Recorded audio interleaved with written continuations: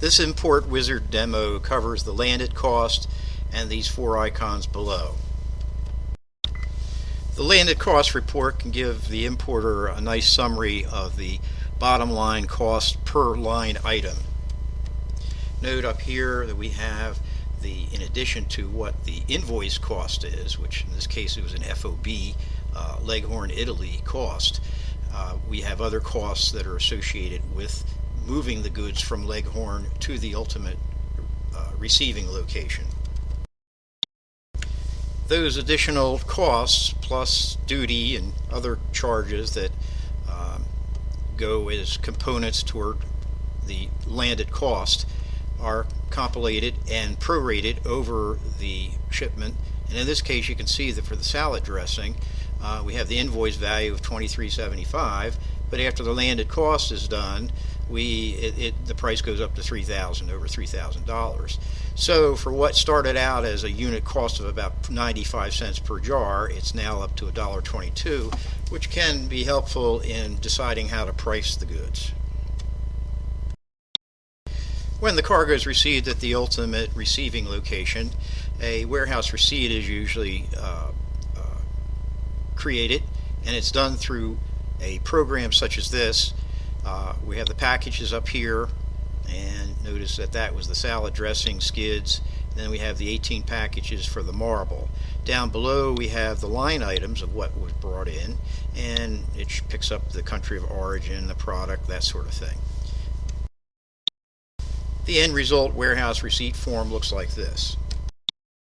By selecting this button, Shipment Postings, it takes you to another feature that HC Bennett has, which are the HCB Cloud services, and there are various items that are sort of under our private website here, and we have service provider listings. So let's say you want to get competitive bids for the move from Houston to Arizona.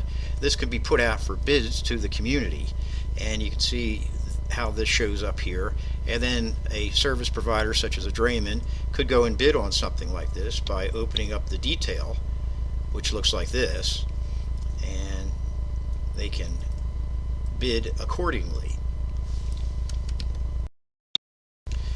Support information screen looks like this. Over on the left side here are the operational tables that are normally used in the Import Wizard, and then over here we have various tabs: clearance procedures, operation aids, pre-shipment, customs law highlights. Most of these are PowerPoint presentations.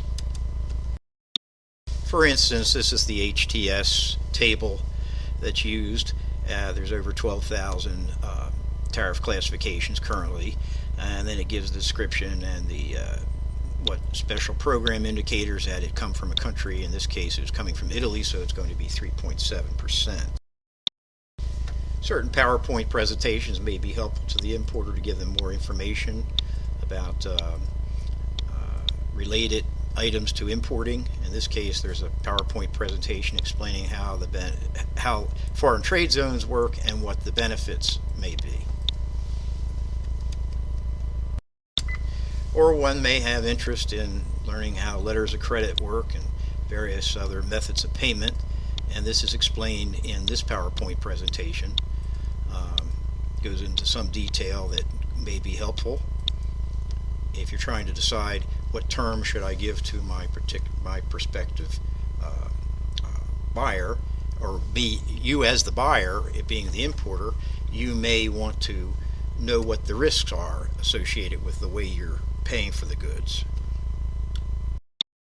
The system also can generate various documents and reports and queries. This can all be customized to the needs of the particular importer.